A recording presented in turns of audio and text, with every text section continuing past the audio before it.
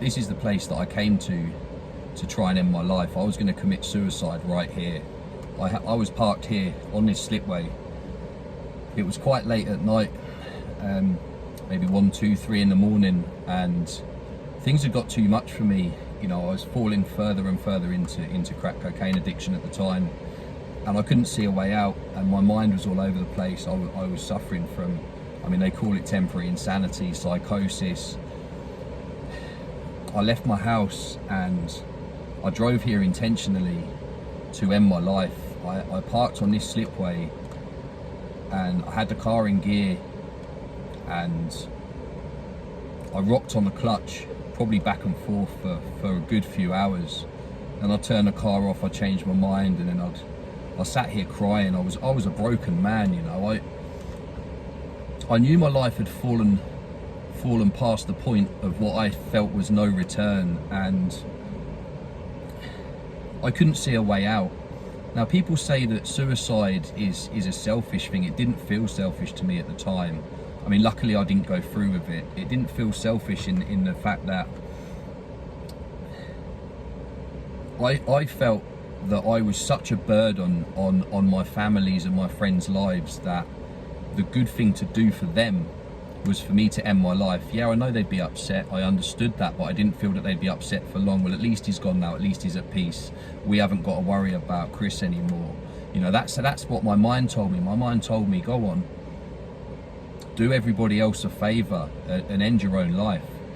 Now, if you are struggling with suicidal thoughts or mental health problems or addiction, reach out. The Samaritans are a great helpline. I did ring them in the end.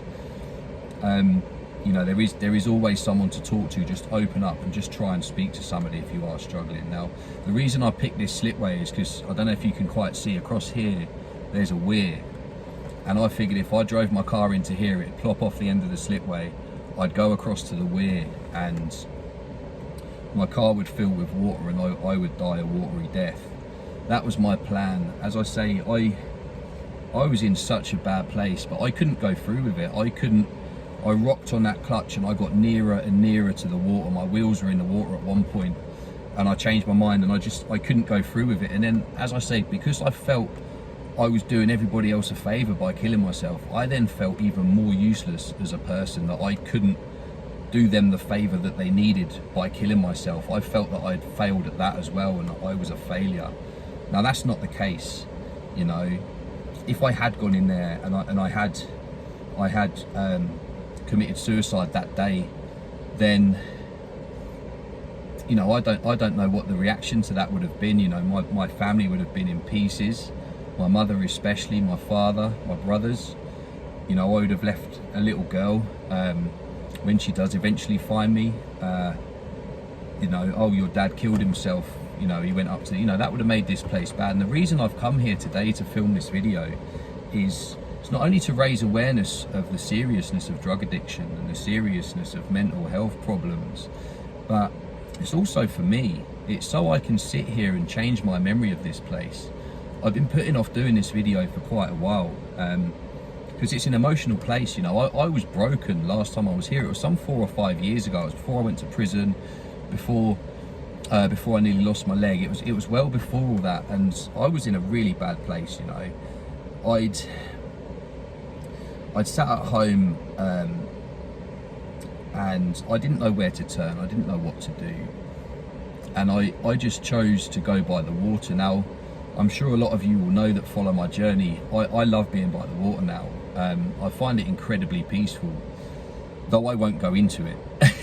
And there's a reason that I don't go into water. When I was young, in my school, I think they called it middle school at the time, or first school, we actually had swimming lessons. They used to take us to a local swimming pool. I was bullied really badly in that school, and I was held underwater. Every week we went there, I was held underwater, I was punched, I was kicked. And that instilled in me a fear of water. So I don't actually swim. I can get myself out of trouble if I were to fall in water, but I don't like being underwater. It's not good for me being underwater. I love being on boats, I love being by the water, but under it, it's not a good place for me. So I think maybe that was part of the psychological tie for me to come here, you know, back to where it all began. back to past traumas. You know, when you're a young kid, 8, 9, 10 years old, and you're being held, physically held by several people that are supposed to be your friends at school, underwater for quite lengthy periods of time. You know, you come up, that leaves a mark. That leaves a mark and a scar in your brain. That sits with you for the rest of your life until you can learn to deal with that. And I've had to learn to deal with it. Like I say, although I don't go into the water, I can come by it, I can be around it. And obviously I have a shower every day. And I'm all right putting my face under water now. I wasn't for many years. Growing up as a teenager, I couldn't have a shower. I couldn't put my head under water in the shower. I would always be leant forward like this. I would have water poured over my face. It set something off about me. And obviously through rehab last year, I've looked into that and why it is and why I react like that. And that brought up a memory of what happened to me at school and the past trauma that, you know, being bullied, all those emotions, the feeling of uselessness, the feeling of not fitting in with people, the feeling that you're not good enough to be a part of the group, of the gang, as it were, you know, be a part of that friendship circle, apart from the fact that they wanted to hurt me. You know, they wanted to, what it felt like to me, to try and kill me in the swimming pool. And that's really what it felt like. You know, like I say, I was 8, 9, 10 years old at the time, and that stuck with me. So I've come back here to do the video today and deal with some of my past demons, because that's what I like to do in recovery. I like to visit old places where I've got bad memories. I don't just jump in. I don't do that straight away and go, oh yeah, I had a bad memory here, I'm going to rush there and sit there for a little while. No, I build up to it. I think about it. I ring people. I tell them that I'm going there. I spoke to several people today and told them that I'm coming back here and what happened here and why it's such a big place and a big day for me.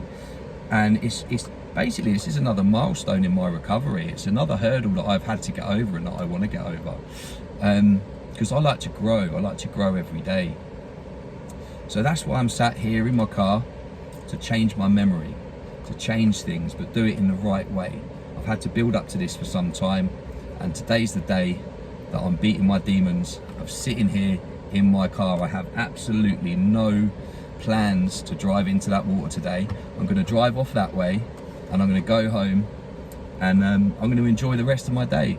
Have a great day, everybody. Thank you for watching. And if you are struggling, as I said before, call the Samaritans, pop a comment under here. I can get you the help that you need or point you towards the help that you might need. There is always a way out, guys. Don't forget that.